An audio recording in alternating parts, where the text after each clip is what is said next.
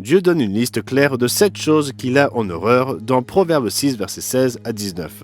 Mais ce qui rend ces comportements particulièrement troublants, c'est que ce sont tous des traits du caractère de Satan, le diable. Tous sans exception.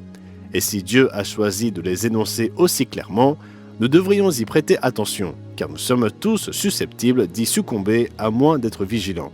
Cela commence par ce que Dieu appelle les yeux hautains. Ce regard arrogant, hautain ou empreint d'un sentiment de supériorité lorsque quelqu'un se croit meilleur que les autres ou montre une perception exagérée de sa propre importance ou de ses capacités. Être hautain n'est pas seulement un mauvais trait de caractère, c'est précisément l'attitude qui causa la chute de Satan. Les Écritures l'expliquent clairement, ton cœur s'est élevé ou s'est enorgueilli à cause de ta beauté, tu as corrompu ta sagesse par ton éclat. Tu disais en ton cœur, je monterai au ciel, j'élèverai mon trône au-dessus des étoiles de Dieu, je monterai sur le sommet des nues, je serai semblable au Très-Haut. Et c'est ça le danger, l'orgueil vous fait oublier votre rang vis-à-vis de Dieu, et c'est pourquoi il le déteste, car aucun de nous n'est meilleur qu'un autre, et nous ne sommes certainement pas meilleurs que lui. L'orgueil engendre la discorde, il mène à la destruction des relations, et il conduit à l'aveuglement spirituel et à l'incapacité de se voir tel que l'on est vraiment. L'orgueil ne vous rend pas uniquement aveugle, il vous isole. Nous sommes tous à un degré ou un autre confrontés à cet orgueil. Mais lorsqu'une personne se laisse consumer par l'orgueil, elle devient difficile à côtoyer précisément parce qu'elle se croit supérieure à tout le monde. Et lorsqu'une personne se croit supérieure aux autres, elle tombe généralement dans le piège de penser qu'elle n'a rien à changer, rien à améliorer. Le livre de l'Apocalypse nous met en garde contre cette attitude, parce que tu dis « je suis riche, je me suis enrichi, et je n'ai besoin de rien », et parce que tu ne sais pas que tu es malheureux, misérable, pauvre, aveugle et nu, je te conseille un collier pour oindre tes yeux, afin que tu vois. L'orgueil vous convainc que tout va bien, alors que spirituellement, vous êtes en danger. C'est pourquoi Proverbe 26, verset 12 met en garde « Si tu vois un homme qui se croit sage, il y a plus à espérer d'un insensé que de lui. » Cependant, si vous êtes aux prises avec l'orgueil, Dieu accordera la repentance à ceux qui s'humilient. La deuxième chose que hait l'Éternel, c'est la langue menteuse. Et voici la vérité toute crue. Quand peut-on croire un menteur? Jamais, même lorsqu'il dit la vérité. Pourquoi? Parce qu'une personne qui n'hésite pas à mentir dira tout ce qui lui permettra d'obtenir le résultat qu'elle souhaite, que ce soit la vérité ou un mensonge. Cela ne fait aucune différence à ses yeux. Si la vérité est facultative pour quelqu'un, il est impossible de lui faire confiance. On ne peut tout simplement pas faire confiance à un menteur. Tout le temps et l'énergie consacrée à essayer de déterminer quelles déclarations sont vraies et lesquelles sont des mensonges sont finalement futiles. Et les Écritures nous montrent exactement d'où vient le mensonge. Satan en est à l'origine. Il commit le tout premier mensonge rapporté dans la Bible lorsqu'il dit « Vous ne mourrez point ». Jésus fut encore plus direct. Il dit que Satan ne se tient pas dans la vérité parce qu'il n'y a pas de vérité en lui. Lorsqu'il profère le mensonge, il parle de son propre fond, car il est menteur et le père du mensonge. Les mensonges ne sont pas seulement nuisibles sur le plan personnel, ils nous relient au caractère de Satan et non à celui de Dieu. Le mensonge est destructeur, il blesse la personne à qui on ment et ternit la réputation de celui qui ment. Et comment rétablir la confiance par la suite? Cela prend du temps et peut être extrêmement difficile. Le mensonge conduit à une conscience endurcie. Et il devient alors presque impossible pour quiconque de croire les paroles de cette personne. Une fois qu'une personne a endurci sa conscience par le mensonge, comment quelqu'un pourrait-il lui faire confiance? Et s'il n'y a pas de repentance sincère venant du cœur, la Bible est très claire en révélant que pour tous les menteurs, leur part sera dans les temps ardents de feu. Mais heureusement, si vous luttez contre le mensonge, Dieu, dans sa miséricorde infinie, vous accordera le repentir si vous le recherchez et vous vous évertuez à vivre dans la vérité. La troisième chose que hait Dieu, ce sont les mains qui répandent le sang innocent. Verser le sang innocent est un meurtre qui enfreint le 6e commandement, et cela est répugnant aux yeux de Dieu. L'innocence est précieuse pour Dieu et il voit quand elle est violentée. Satan le diable a été un meurtrier dès le commencement. Et c'est lui qui incita le premier meurtre, celui de Caïn tuant Abel, son frère innocent. Malheureusement, nous voyons encore ce mal aujourd'hui. L'un des exemples les plus déchirants est celui d'un tireur qui entre dans une école et tue des élèves et des enseignants innocents. Lorsque nous voyons cela, nous en sommes tous attristés et tout le monde reconnaît la culpabilité du meurtrier pour avoir versé le sang innocent. Un autre exemple est l'avortement des bébés encore dans le ventre de leur mère. L'enfant à naître n'a rien fait pour qu'il mérite d'être tué. Pourtant, cela est considéré comme acceptable par nombre de sociétés, ce qui entraîne la mort de dizaines de millions d'innocents chaque année. Voici ce que Dieu dit aux Israélites au sujet du meurtre de leurs enfants. Ils sacrifièrent leurs fils et leurs filles aux idoles, ils répandirent le sang innocent, le sang de leurs fils et de leurs filles, qu'ils sacrifièrent aux idoles de Canaan, et le pays fut profané par des meurtres. Ils se souillèrent par leurs œuvres, ils se prostituèrent par leurs actions. Et puis il y a la guerre, le meurtre à grande échelle. Souvent, les civils innocents constituent la majeure partie des victimes des guerres, ceux qui n'ont rien fait pour mériter de mourir, ceux qui ne portent pas d'armes, ceux qui souhaiteraient que le conflit n'ait pas lieu, ceux qui ne savent même pas pourquoi il a lieu. C'est précisément pour cela que Dieu condamna les dirigeants de l'Antiquité. Mais tu n'as des yeux et un cœur que pour te livrer à la cupidité, pour répandre le sang innocent et pour exercer l'oppression et la violence. Dieu considère le meurtre d'innocents comme une injustice et il tient pour coupables les meurtriers. Mais cela ne signifie pas qu'une personne doit avoir commis l'acte pour être coupable de meurtre.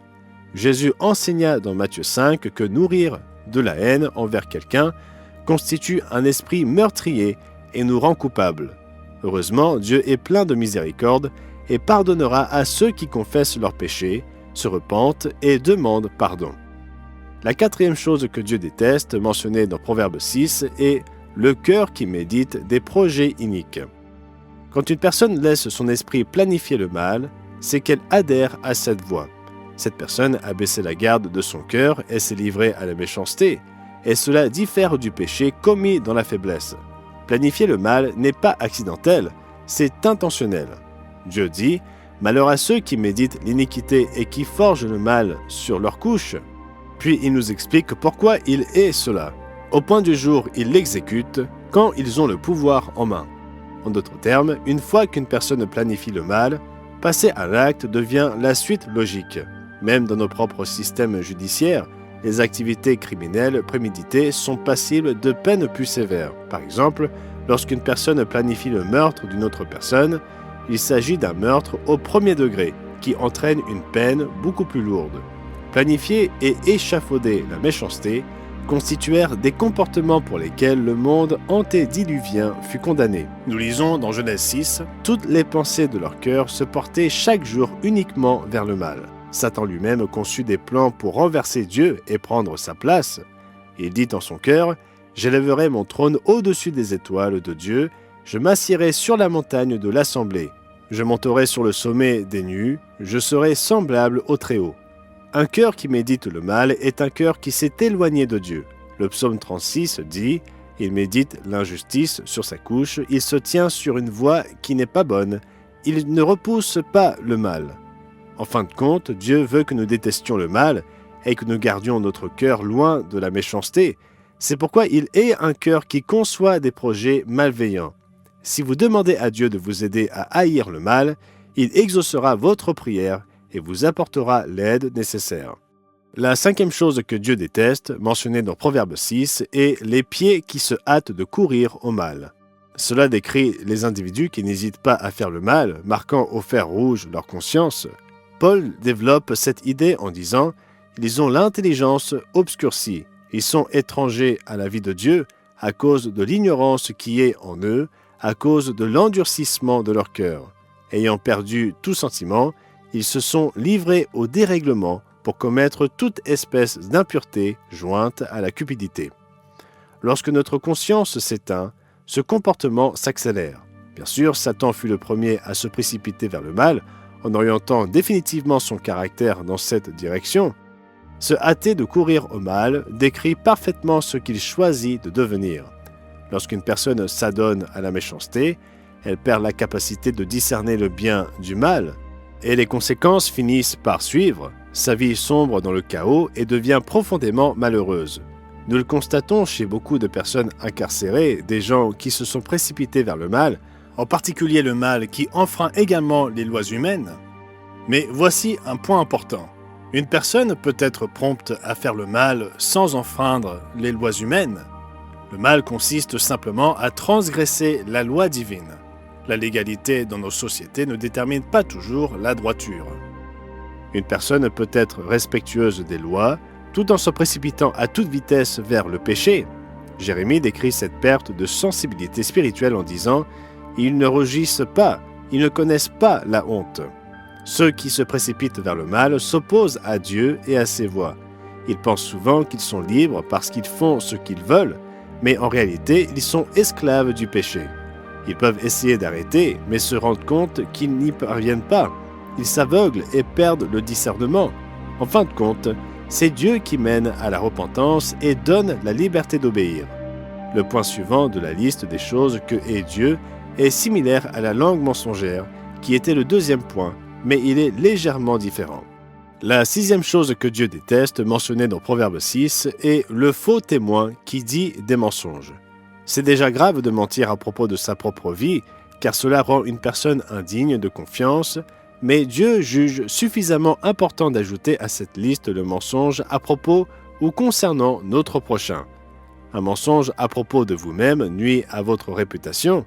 Un mensonge à propos de quelqu'un d'autre peut ruiner sa vie.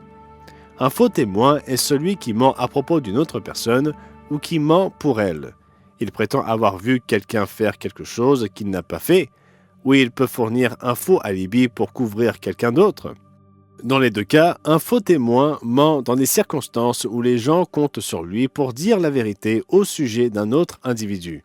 Deutéronome 19, versets 16 et 19 met directement en garde contre cela. Lorsqu'un faux témoin s'élèvera contre quelqu'un pour l'accuser d'un crime, alors vous le traiterez comme il avait dessein de traiter son frère.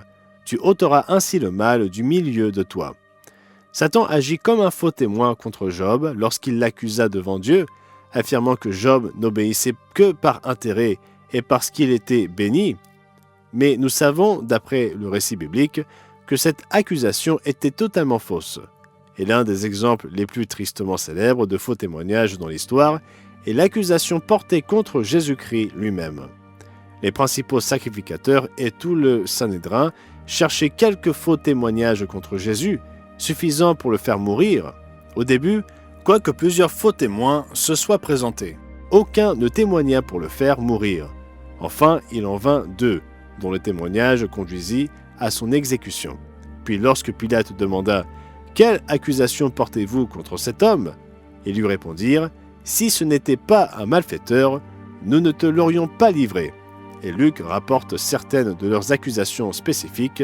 « Nous avons trouvé cet homme excitant notre nation à la révolte, empêchant de payer le tribut à César et se disant lui-même Christ, roi. » Mais Pilate vit clair dans leurs faux témoignages et dit aux principaux sacrificateurs et à la foule « Je ne trouve rien de coupable en cet homme. » Cependant, devant leur insistance, il céda.